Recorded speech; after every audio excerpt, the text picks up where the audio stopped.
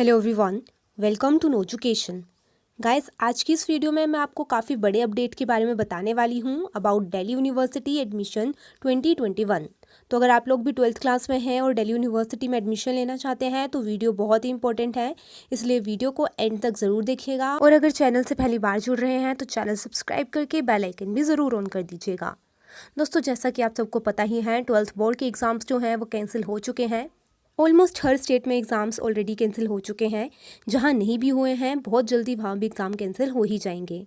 तो दोस्तों, ऐसे में कन्फ्यूजन ये थी कि जो दिल्ली यूनिवर्सिटी के कोर्सेज़ पहले मेरिट बेसिस पर एडमिशन देते थे, जैसे कि BCom honours, BA programme, BA honours, economics honours, English honours, BSc honours, इन सब कोर्सेज़ में जो नंबर के हिसाब से एडमिशन मिलता था वो कैसे पॉसिबल हो पाएगा, क्योंकि अगर पेपर ही नहीं होंगे तो जो नंबर आएंगे वो भी रियल नंबर नहीं होंगे। उनके बेसिस पर आप किस तरह से किसी डिग्री कोर्स में एडमिशन दे सकते हैं। ऐसे में बहुत से लोग ये भी कह रहे थे कि शायद इस बार Delhi university merit basis courses के लिए भी एंट्रेंस एग्जाम लेंगी और पेपर देने के बाद ही आपको बीए ऑनर्स, बीकॉम ऑनर्स जैसे कोर्सेज में एडमिशन मिलेगा।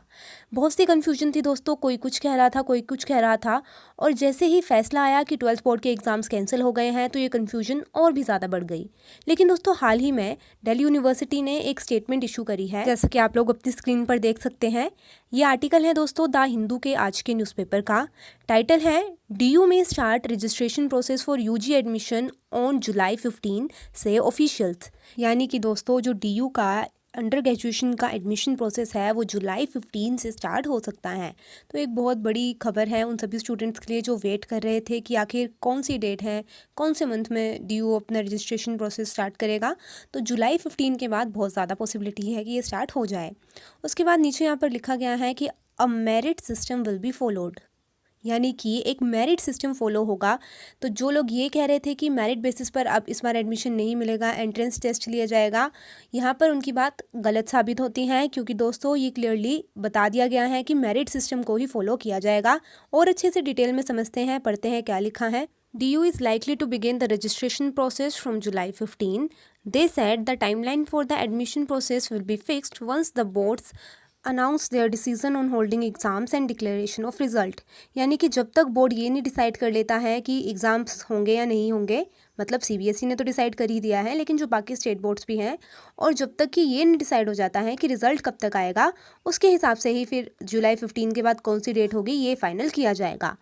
उसके बाद दोस्तों यहाँ पर लिखा गया है कि उम्मीद की जा रही है कि एक हफ्ते के अंदर अंदर इस बात पर क्लैरिटी मिल जाएगी कि जो भी बचे हुए बोर्ड्स हैं, जो भी स्टेट बोर्ड्स हैं, वो एग्ज़ाम्स लेंगे या नहीं। तो इस पर भी एक हफ्ते के अंदर अंदर फैसला आ जाएगा और उसी हिसाब से फिर दिल्ली यूनिवर्सिटी भी फॉर्म्स आउट करेगी।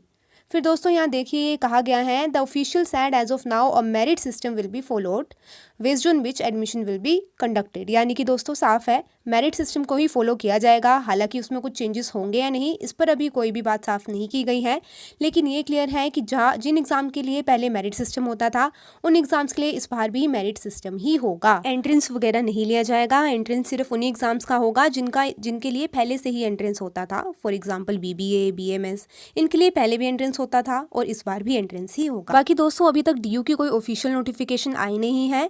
हाँ, लेकिन बहुत ही जल्दी जैसे ही स्टेट बोर्ड्स के एग्जाम्स का फैसला आ जाएगा, नोटिफिकेशन भी रिलीज़ कर दी जाएगी। तो आई होप आपको थोड़ा सा रिलीफ मिला होगा और एक सर्टेनिटी सी बनी होगी।